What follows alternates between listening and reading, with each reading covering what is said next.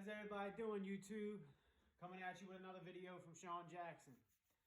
I've been doing a lot of research lately, and there's a guy I follow called Wall Street Trapper, and I got a lot of knowledge from him I wanted to share with you guys, right?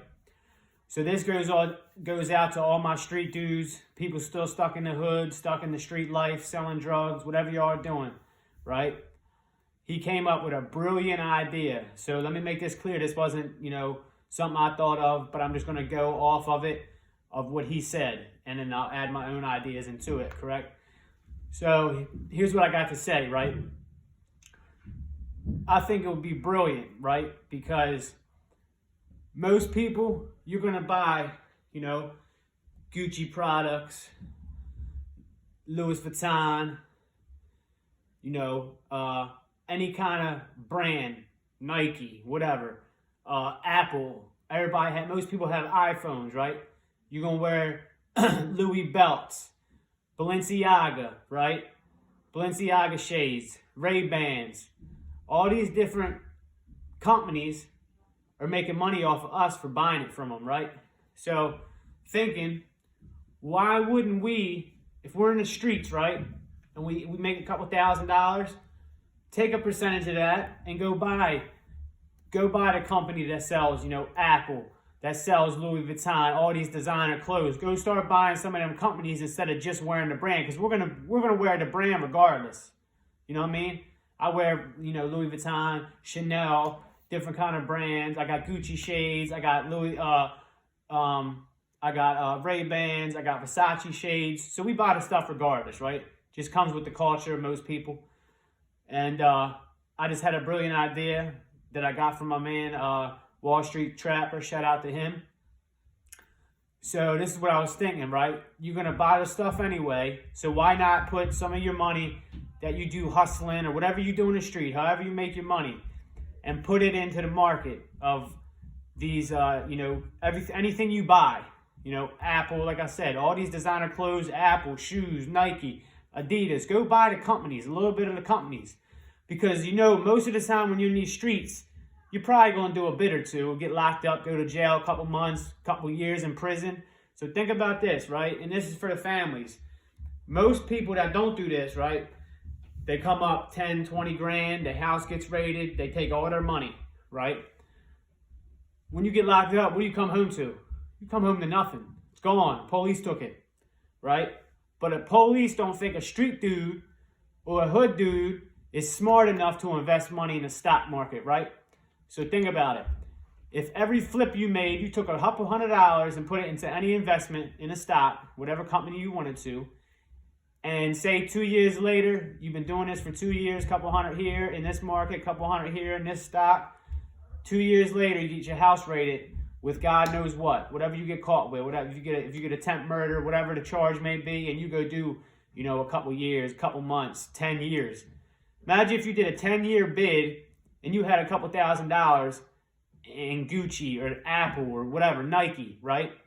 While you're sitting there doing that 10-year bid, when you get out, you're going to have a lot of fucking money before you went in there from that 10 years.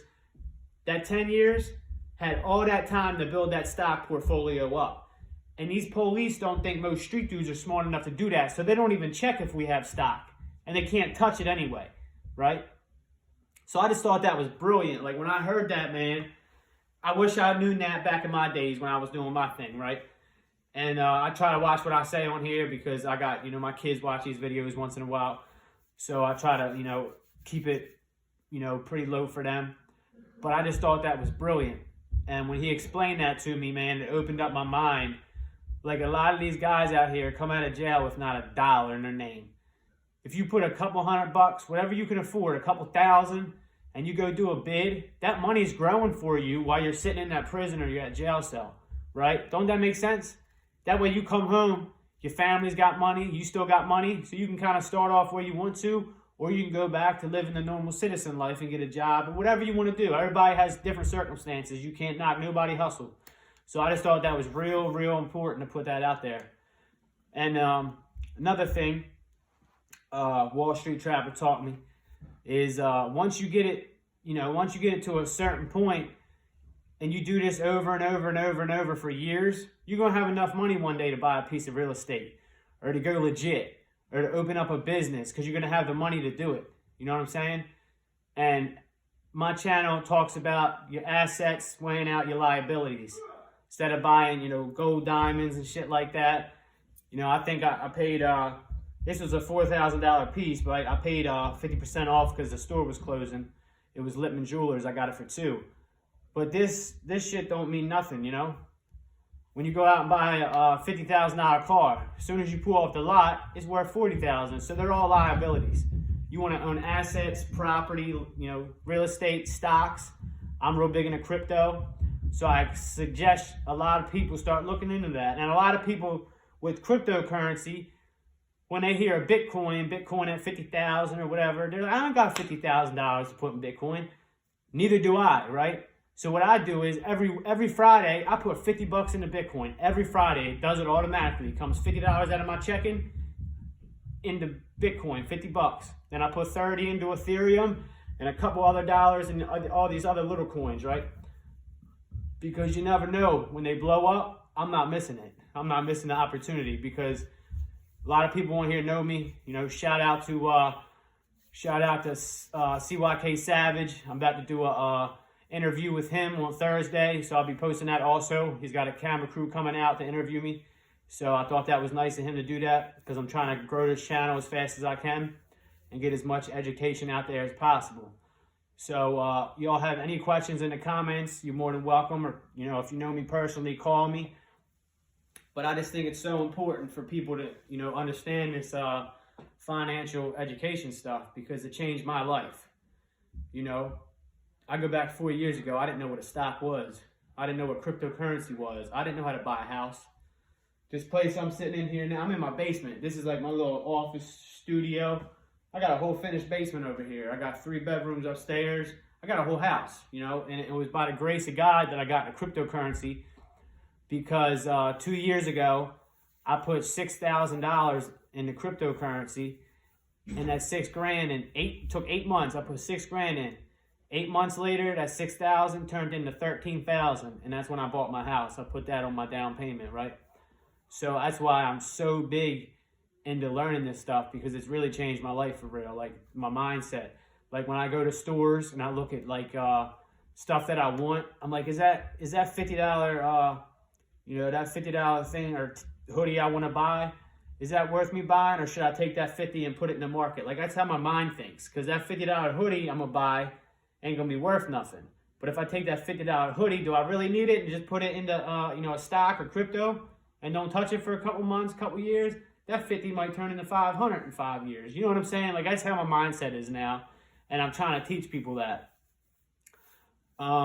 When I get on these podcasts and stuff like that, I'll really show you, you know, what I have, how much money I have in it, and how I started step by step. Like I didn't just start off knowing any of this. Like I said, 3 years ago, I didn't know nothing about financial education. I taught myself, and there's a lot of people I watch on YouTube. You know, shout out to a couple people. They know who they are. But I just want to appreciate everybody that watches my channel and subscribe. It means a lot to me because I'm trying to get the word of this message out to many people as I can on YouTube. And I got to get to a certain amount of, I think, subscribers and views before the algorithm pushes my content out further. You know what I mean? Right now, I'm just starting out. So I'm like low profile. So the more I put in, the more the YouTube algorithm pushes my videos out for more people to see. And that's the goal, you know? And I really thought about it too. Another goal of mine from doing YouTube, because YouTube really don't pay that much. It ain't about that. It's about the education for me. And say 10, 15 years from now, my kids got questions about personal finance, I can send them back to these videos. I'm going to say, son, you want to learn about credit or stocks or this or that? Go watch daddy's video, right? So that's another reason I do this. I'm trying to help my kids be smart enough when they get a little older and understand what all this is about. My oldest son is 10, so he's not quite there. I mean, I still have conversations with him about, you know, he knows the difference between an asset and a liability, like the simple stuff I'm teaching him, right? So I just think it's very, very, very important to teach people this. So that's the whole purpose of this channel. And I appreciate y'all watching. And the next time you'll see me, I got a interview on Thursday at 9 o'clock in the morning. That's when I'm doing a podcast with a couple people. I'm going over to their place, and I'll post that video when it's done, and I'm sure the cameraman will post it also. So I guess I'll see you then, and I want to tell you I appreciate everybody that watches me, and I'll see y'all next time. Peace out.